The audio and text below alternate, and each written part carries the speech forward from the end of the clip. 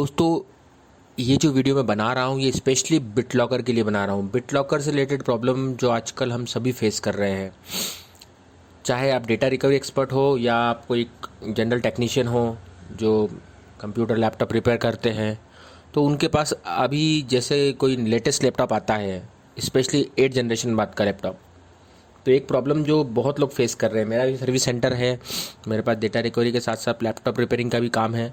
तो मेरे पास आसपास के शॉप वाले कई बार आते हैं, पूछते हैं कि कस्टमर के हमने हार्ड डिस्क चेंज करी या रैम चेंज करी या जो भी एक हार्डवेयर में कुछ चेंजेस किए या फिर फॉर्मेट किया या एसएसडी अपग्रेड करी, उसके बाद सिस्टम में बिटलॉक लग गया है और कस्टमर को उसका पता नहीं, आईडी पासवर्ड याद है नहीं, ऑटोमेटिकली लग गया लॉक। अब उसका डेटा कैसे निकलेगा?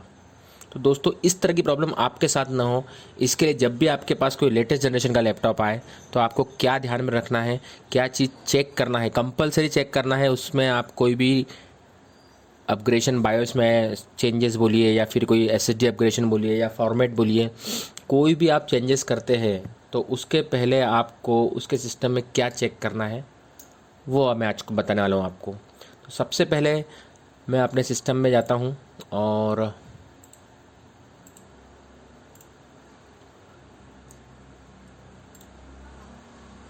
एक डिस्क मैनेजमेंट में जाकर यहाँ पर मैं अपनी हार्ड डिस्क के पार्टीशंस देखता हूँ। अब मेरा डेस्कटॉप जो है जिसमें मैं रिकॉर्डिंग कर रहा हूँ, ये तो बहुत ज़्यादा लेटेस्ट नहीं है, तो इसमें वो प्रॉब्लम नहीं है, पर मैं उसकी कुछ इमेजेस ले रखी है जिससे आपको क्लियर हो जाएगा कि मैं किस प्रॉब्लम की बात कर रहा हूँ।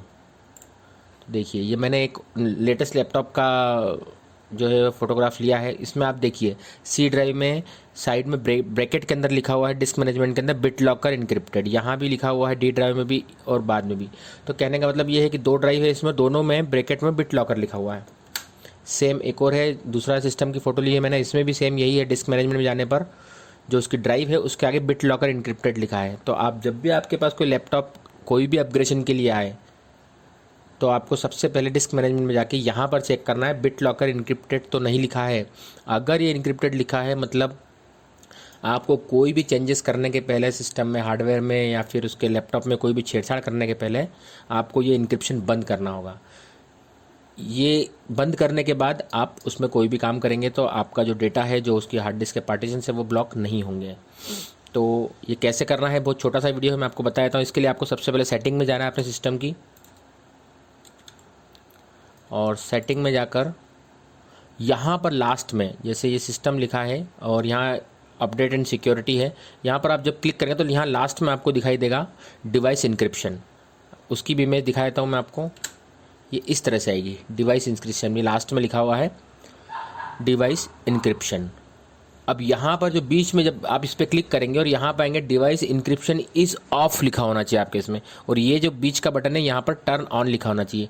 अगर यहाँ टर्न ऑफ लिखा है तो उसको आप क्लिक करिए और उसको टर्न ऑफ कर दीजिए। मेरी बात समझिए, ऊपर जो लाइन लिखी है डिवाइस इंक्रिप्शन इज़ ऑफ, ये ऑफ ही रहना चाहिए और यहाँ पर टर्न ऑन लिखा होना चाहिए।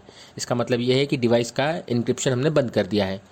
ये कब काम आता है, कहाँ काम आता है, ऊपर लिखा हुआ है device encryption helps protect your files and folder from unauthorize access in case your device is lost और स्टोलन।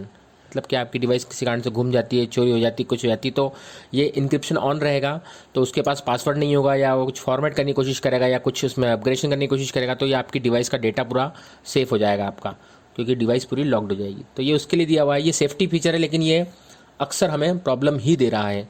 सेफ्टी तो नहीं दे रहा है, ये हमें प्रॉब्लम ही दे रहा है। तो आपको हमेशा ध्यान रखना है, जब भी कस्टमर का लैपटॉप आपके पास आता है तो सबसे पहले ये इंक्रिप्शन बंद करिए, उसके बाद उसके सिस्टम में जो भी अपग्रेडेशन करना है वो करिए आप। एल्स नहीं तो फिर क्या होगा, कस्टमर ने खुद ने इनेबल नहीं किया ये।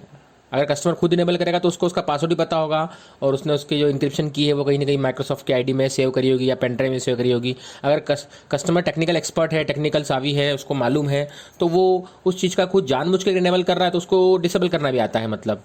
लेकिन बाय डिफ़ॉल्ट इनेबल जब हो रही है, जब कस्टमर ने खुद ने इनेबल नहीं करी है, तो उस केस में आपको इसको बंद करना ही ज़रूरी है। अदरवाइज़ आप परेशान हो जाएंगे, एक बार काम करने का उसका डेटा आप नहीं ला पाएंगे, क्योंकि कई बार किस आईडी से लॉगिन था, वो कौन सी आईडी में उसने सेव करा है, एक से ज़्यादा माइक्रोसॉफ्ट की आईडी थी, क्या था, बहुत सारी प्रॉब्लम्स आती है। तो इस प्रॉब्लम से बचने के लिए आप सबसे बेस्ट ऑप्शन है, सिस्टम जब आपके हाथ में आए उसमें कोई भी अपग्रेडेशन करने के पहले विंडोज़ में जाके सेटिंग में सिक्योरिटी ऑप्शन के अंदर डिवाइस इंक्रिप्शन को आप ऑफ कर दीजिए। जो स्क्रीन में दिख रहा है वैसा आपका होना चाहिए, टर्न ऑन ऑप्शन दिखना चाहिए और ऊपर लिखा होना चाहिए डिवाइस इंक्रिप्शन इज ऑफ। इतना करिए, उसके बाद आप सिस्टम में कोई भी करेक्शन करेंगे तो आपका डेटा लॉक नहीं होगा। Thank you so much.